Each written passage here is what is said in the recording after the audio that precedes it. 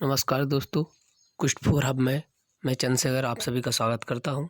आप सभी की डिमांड पर हम जो लेखपाल भर्ती है 2020 इसका सिलेबस के बारे में चर्चा करेंगे कि किस किस क्वेश्चन किस किस पेपर में, मतलब कहने का तात्पर्य इसमें पेपर एक ही होता है जो कुछ कौन से सब्जेक्ट से कितने कितने प्रश्न आते हैं और प्रत्येक प्रश्न कितने अंक का होगा, इसके बारे में हम अध्ययन करेंगे। क्योंकि हमको जब सिलेबस पता होगा तभी तो हम अपनी प्रिपरेशन रेडी कर सकेंगे और किसी लक्ष्य की ओर उन्मुख होंगे।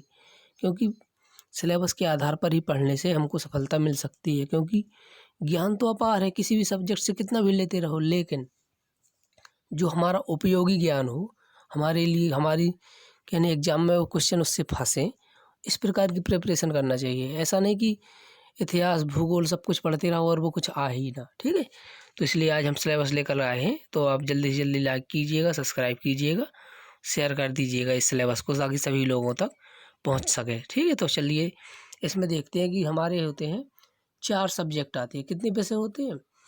4 विषय होते हैं। कितने? 4। सामान्य हिंदी, सामान्य गणित, सामान्य ज्ञान और होता है ग्रामीण समाज और विकास।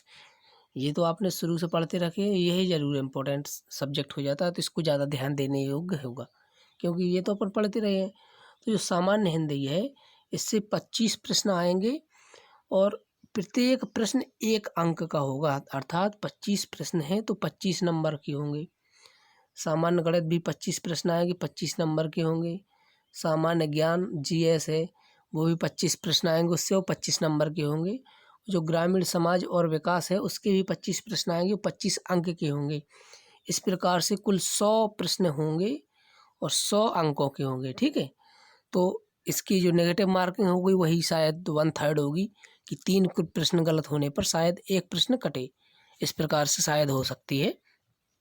तो इसलिए हमको ये प्रश्नों को टिक लगाते हैं तो उसको यह ध्यान देना होगा कि यदि कोई क्वेश्चन गलत है हो रहा है या फिर अपन को तुक्का नहीं लगाना है, क्योंकि तुक्का लगाने से हम यदि एक प्रश्न गलत कर रहे हैं ना तो 1000 स्टूडेंट के पीछे जा रहे हैं और इसका पेपर एक ही होता है। इसमें कोई भी मतलब विभिन्न प्रकार की होते हैं ना कि प्री मेंस, इस प्रकार का कोई सिस्टम नहीं है। तो एक ही पेपर होता है, इसलिए हमको इतनी मेहनत करनी है कि एक ही पेपर को अच्छे से क्वालिफाई कर दें। ठीक है, अब देखिएगा सामान्य हिंदी होती है, उसमें क्या होता है? देखिए व्याकरण, व्याकरण के अंतर्गत क्या क्या आता है?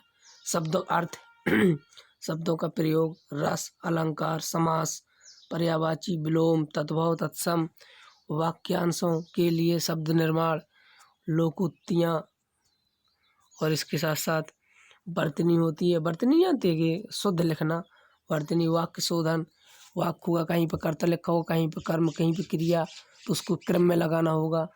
संधि, संधियाँ होती हैं, 3 होती हैं ना, स्वर संधि, व्यंजन संधि, विसर्ग संधि, लिंग, वचन, कारक, त्रुटि से संबंधित अनेकार्थी शब्द, ये सभी आएंगे हिंदी के अंतर्गत।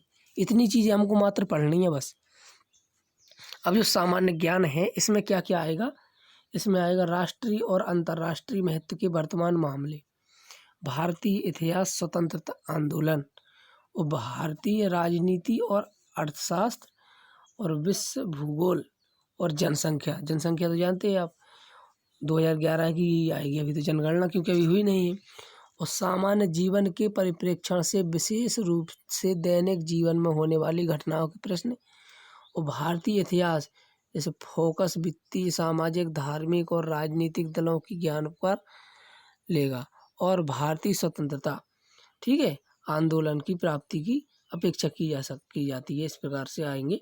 और आएगा विश्व भूगोल, भारत आर्थिक, सामाजिक, जनसंख्या के मुद्दों पर शारीरिक और पारिस्थितिकी के बारे में केवल सामान्य ज्ञान का परीक्षण किया जाएगा। जी हो गया हमारा सामान्य ज्ञान, जो कितने हो गए? 25 प्रश्न हो गए, 25 अंक के होंगे। अब गणित में देख लीजिए, गणित में क्या क्या आएगा? तो गणित में देखिएगा हमारी होता है नंबर सिस्टम, संख्या प्रणाली, प्रतिशत हो गया, लाभ, सांख्यिकी, तथ्यों का वर्गीकरण, आवृत्ति वितरण हो गया, सारणीकरण, संचयी आवृत्ति हो गया, तथ्यों का निर्माण, चार्ट पाई, बार चार्ट हो गया, इसके बाद हो गया हिस्टोग्राम हो गया, फ्रीक्वेंसी हो गई, पॉलीगॉन हो गया, इसके साथ साथ केंद्रीय माप हो गई, समांतर माध्य हो गया, माध्य हो गया और मोड। मोड आपको जरूर ध्यान देना है, इससे प्रश्न हर साल मतलब जब भी हुआ है तो आया है।